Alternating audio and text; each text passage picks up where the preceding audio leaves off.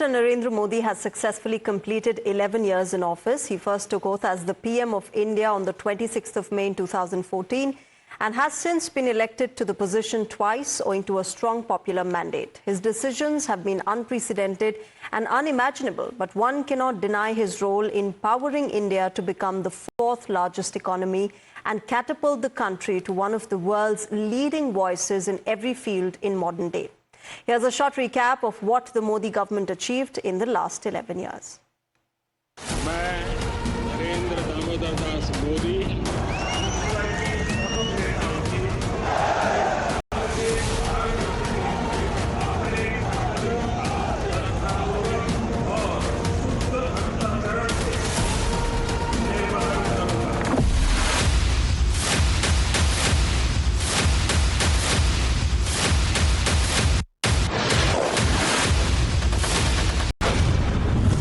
It was around this time 11 years ago, the country's Prime Minister, Narendra Modi, took the reins of India for the very first time. He took an oath to build a new India in his own way.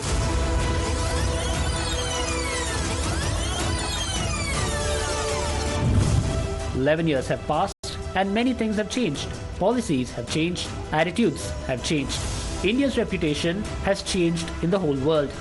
And the biggest change that was seen was that, under Prime Minister Modi's leadership, along with being the fourth economic superpower of the world, India has also become confident, fearless, bold, strong and powerful. And India has used this power in full force through Operation Sindoor as a retaliation against the terror attack of Pakistan. Not only did we show our might to the world, but also made them accept our strength and brought our neighbor Pakistan a shelter for terrorism to its knees." हमारी नीति आतंकवाद के खिलाफ zero tolerance की है। Operation सिंदूर ने इस नीति को और स्पष्ट कर दिया है। जो भी भारतीयों का खून बहाने की कोशिश करेगा,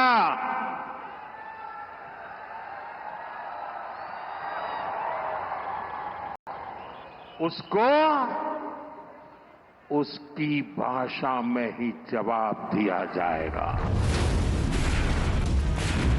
The whole world saw, and Pakistan, which had been threatening nuclear attack, also understood that getting into a tussle with India is a bad idea. The terror attack in Pahalgam proved to be its biggest and last mistake. India not only destroyed 9 big terrorist bases by entering Pakistan's home, but also gave a befitting reply to Pakistan's retaliation in panic and blew up its 11 air bases and gave such a wound that it will not be able to erase from the pages of its history.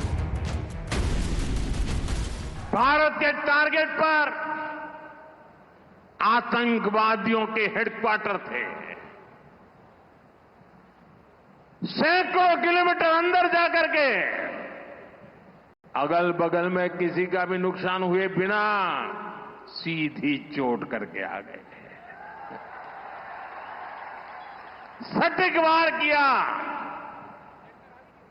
ये दिखाता है कि हमारी सेना कितनी सक्षम और कितनी अनुशासित है। हमने दुनिया को दिखाया कि हम आतंकवाद के अड्डों को, उनके ठिकानों को यहां बैठे बैठे मिट्टी में मिला सकते हैं।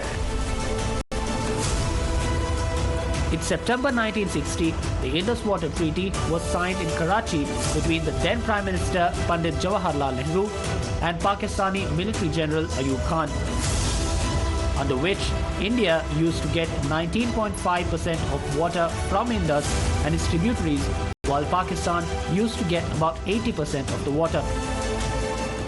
But the Prime Minister of the country, Narendra Modi, cancelled this treaty. The lifeline of Pakistan was green and flourishing because of the water of this river. But now, Pakistan is craving for every drop. Pakistan's internal chaos laid bare. Massive protests have broken out in the Moro city of Sindh province. Demonstrators torched the residence of Sindh's Home Minister Ziaul Hasan Lanjar.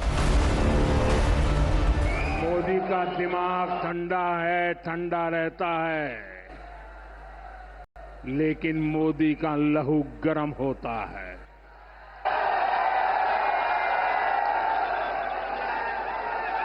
और अब तो मोदी की नसों में लहू नहीं, गरम सिंदूर बह रहा है। अब भारत ने दो टूक साफ कर दिया है। हर आतंकी हमले की पाकिस्तान को भारी कीमत चुकानी पड़ेगी और ये कीमत पाकिस्तान की सेना चुकाएगी, पाकिस्तान की अर्थव्यवस्था चुकाएगी। पाकिस्तान के साथ न ट्रेड होगा न टॉक। अगर बात होगी तो सिर्फ पाकिस्तान के कब्जे वाले कश्मीर की, पीओके की।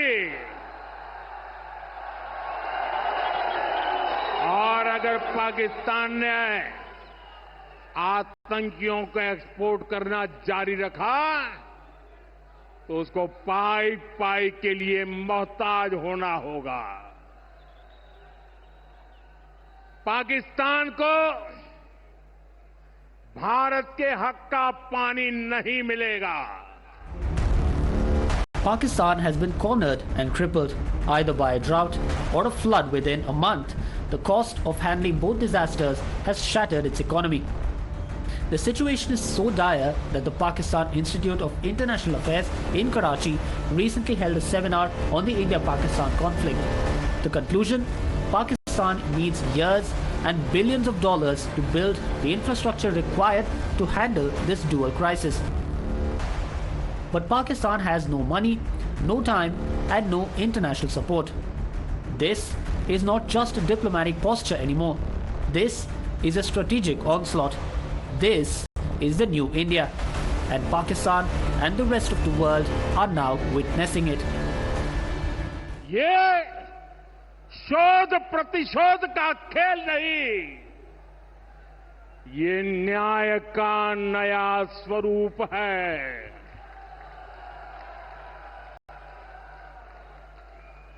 ये न्याय का नया स्वरूप है। ये ऑपरेशन सिंदूर है।